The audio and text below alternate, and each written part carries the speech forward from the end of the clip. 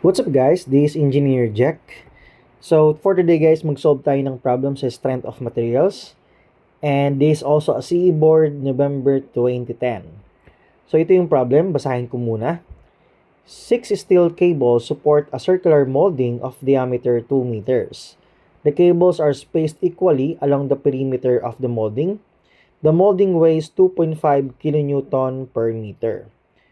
So determine the following. First, the tension in each cable. Number 2 is the minimum diameter of each cable if the allowable stress is 124 megapascal. And number 3, the vertical displacement of the molding if the diameter of each cable is 10 millimeters. So ito guys yung figure and ito yung molding natin. We have a diameter of the molding which is 2 meters. Yung vertical distance niya from the ceiling is 3 meters. So first, we'll calculate the tension in each cable. But before that, create muna tayo guys ng free body diagram of this molding. So ito guys yung free body diagram natin in 3D form. As you can see, nag-cut ako sa cable showing the forces in our cables which is tension. And nilagay ko na din guys diretso yung uniform loading natin, which is 2.5 kN per meter, and this is distributed along the length or the perimeter of our molding. So kung gusto natin guys ma-visualize in terms of 2D yung figure natin, ito naman yung titingnan natin. As you can see, pinakita ko na dito yung pag-calculate ng weight of the molding, which is simply the distributed load multiplied by the perimeter pi d. So next, dito naman, pinapapakita ko dito yung sloping of our tension cable. As you can see, if meron tayong height ng molding from the ceiling that is 3 meters and our radius of molding is 1 meter, we can solve class the length of the cable that is square root of 10 in meters. So meaning, we can use the sloping of our tension in our cable that is 3 vertical, that is 1 horizontal. So that is the slope of our cable. So to calculate the tension in each cable, ang gawin natin class is equate natin lahat ng forces na pataas and lahat ng forces na pababa. So we can calculate class the vertical component of our cable, that is T multiplied by 3 over square root of 10. So yung pataas natin na forces is simply yung 6 na cable. So that is 6 multiplied by T multiplied by 3 all over square root of 10. Since meron tayong 6 na vertical components of our cable. Then equate natin sa pababa na force, which is the weight of the molding. That is 2.5 kilonewton per meter.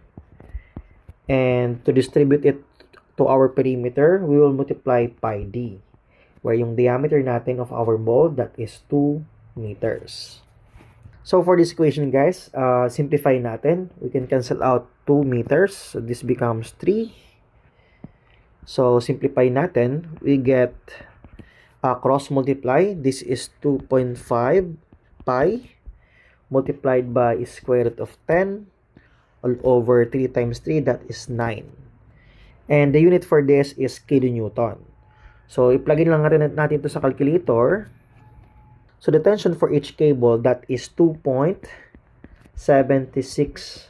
kilonewtons. So, this is the answer for number 1. So, next requirement, we will determine the minimum diameter of each cable if the allowable stress is 124 megapascal. So, meron tayong formula for stress class, that is force all over area. Well, yung force natin na gagamitin is yung force natin na calculate for each cable. So, yung stress natin na allowable is given, which is 124 megapascal, or that is 124 newtons per square millimeters. And yung force natin na calculate, that is 2.76 kilonewton. Ang gawin natin to calculate newtons, dapat naka-newtons din yung force natin. So, ang gamitin natin is yung accurate value, that is 2,759 0.607852, and that is newtons. And we have area of pi over 4 multiplied by d squared. So, ito yung hahanapin natin. We can cancel out the newtons. So, i-plug in lang natin ito guys sa calculator. We can get the value for our diameter. So, the calculated minimum diameter for this problem, for number 2, that is 5.32 millimeters. So, this is the answer for number 2. So, next, we will determine the vertical displacement of the molding if the diameter of each cable is 10 millimeters. So, ang gawin natin guys, as you can see, ika-calculate natin yung elongation of our length of our cables. So, hahaba ito guys. And magkakaroon tayo ng bagong value for our vertical distance. So, bababa yung molding natin at a certain distance. So, mangyayari, same pa rin yung radius of our molding or diameter, that is 2 meters, and radius of 1 meter. So, ang parang mangyayari guys is magde-deflect lang downward yung molding natin. So, magkakaroon tayo ng vertical distance na bago from the ceiling. So, ang gawin natin, i-calculate natin yung bago na yon and i-minus natin sa 3 meters. So, to calculate the vertical displacement class ng molding, as you can see, lahat ng cables natin nahahaba.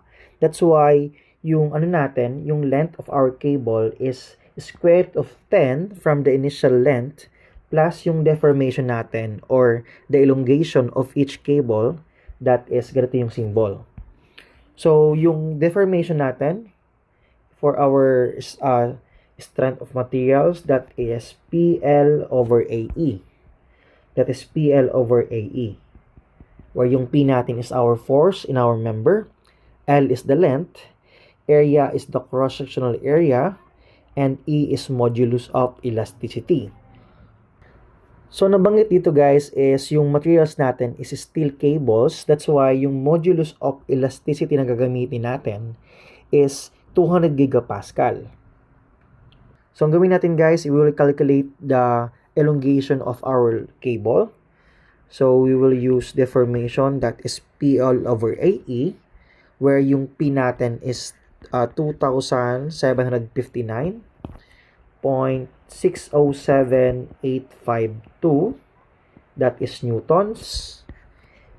Yung length of our cable natin, we have is square root of 10 naka-meters yan. So, ang gawin natin para maging millimeters, we will multiply 1,000. And we have a denominator of our area, where yung area natin is pi over 4 d squared, and yung given d natin for number 3, that is 10 millimeters. So, this is 10 millimeters squared natin. And since this is a steel, we will use 200 gigapascal, or that is also 200,000 megapascal or newtons per square millimeters. So, magkakancel out dito guys yung square millimeters, yung newtons. So, yung maiiwan natin na unit dito is millimeters.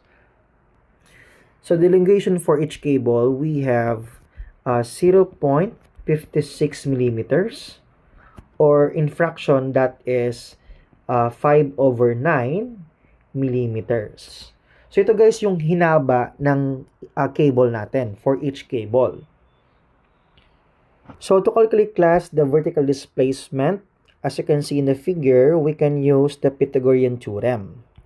So, yung square root of 10 natin that is in terms of meters. So, multiply tayo ng 1,000 para maging millimeters. I-add natin class yung nakalculate natin na elongation for each cable, that is 5 over 9 millimeters. And this represents hypotenuse is squared natin. Sa kabila, yung legs natin, that is 1 meter. So, para maging millimeters, that is 1,000 squared natin. Plus yung other leg, that is 3,000 millimeters or 3 meters. So, 3,000 plus vertical displacement, then squared natin. So, i-plug in lang natin guys sa calculator. We can get the value for the vertical displacement. That is 0.585 millimeters. Or in 2 decimal, that is 0.59 millimeters. And this is the answer for number 3. So that's it guys. Thank you very much for watching. I'm Engineer Jack and have a good day.